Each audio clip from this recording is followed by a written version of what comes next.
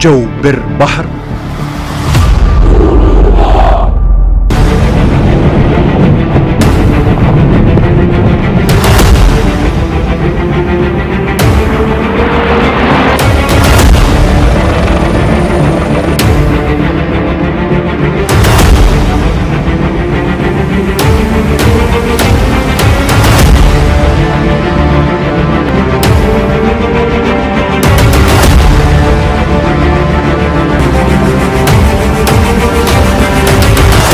تحيا الجزائر.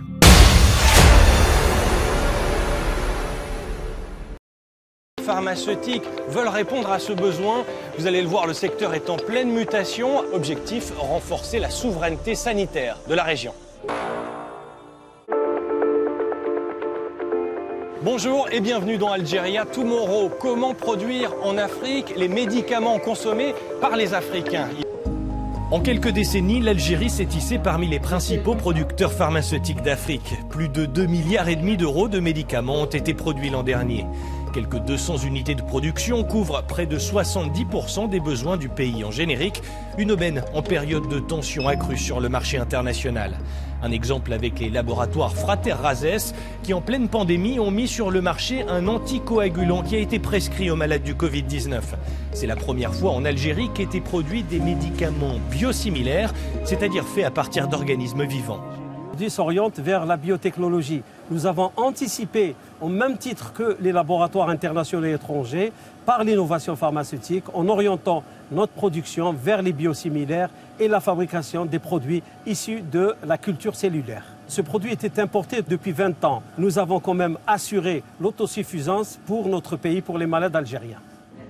Le laboratoire envisage désormais d'accélérer ses exportations, mais une autre priorité est de faire un pas de plus vers l'autosuffisance.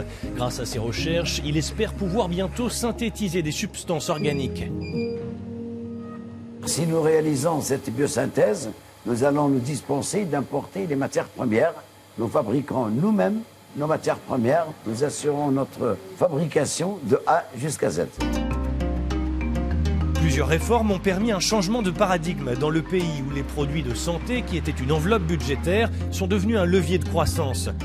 Cet autre laboratoire privé, Biopharm, commercialise depuis peu des produits d'oncologie, des anticancéreux, dont l'élaboration nécessite des infrastructures complexes et des investissements massifs.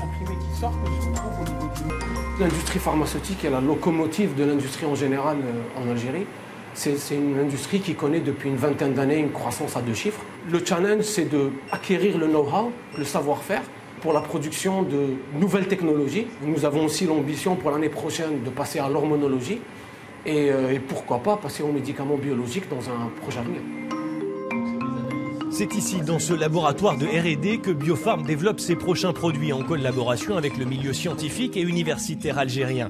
Objectif, faire mûrir une industrie encore jeune à l'échelle mondiale. Le secteur pharma algérien couvre 70% des besoins de la population algérienne en générique. Comment combler ces 30% restants? Alors les 30% restants, c'est des produits assez difficiles à développer, c'est des produits innovants. Tout passe par l'innovation. Donc l'innovation, c'est la clé de la réussite de toute industrie. Et ces produits-là, pour aller les chercher, il faut investir dans la ressource humaine, dans les locaux, dans les centres de recherche et développement. À quelques kilomètres de là, la firme BioCare est devenue la première entreprise d'Afrique à fabriquer de l'insuline sous forme de stylo. Là encore, la facture des importations se retrouve réduite. Le soin du diabète est l'un des principaux postes de dépenses de la sécurité sociale algérienne.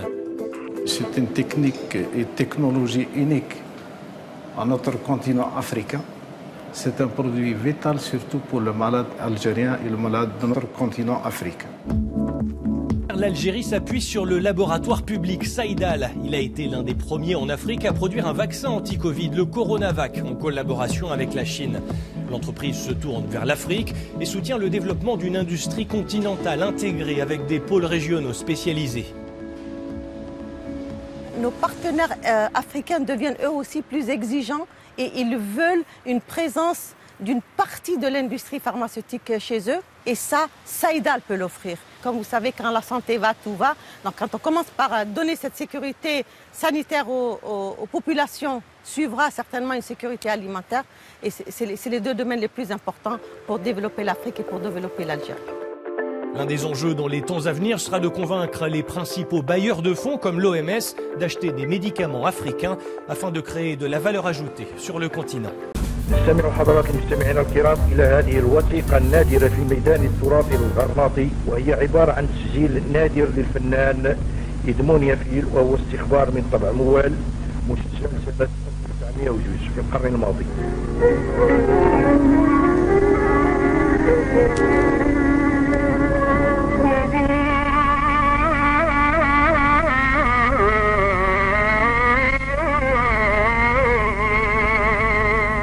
un document historique يعني هذا تاريخي. نعم. وكيفكر لي بأن إدمونيا فيل هو اللي كتب الأنواب الأندلسية الغرناطية في الجزائر، وحتى الآن احنا يعني مشتغلين بهم، وعندي أنا مكتوبين عندي بالعبرانية وبالعربية.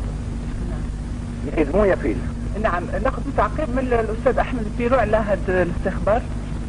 هو يوجد لهذا الفنان ديوان فعلا طبع سنة 1902 ميلادية، جمع فيه كل النوبات والانقلابات والموازين المتعلقة بالطرب الغرناطي، ويعتبر هذا الكتاب مرجعا هاما شاملا كاملا.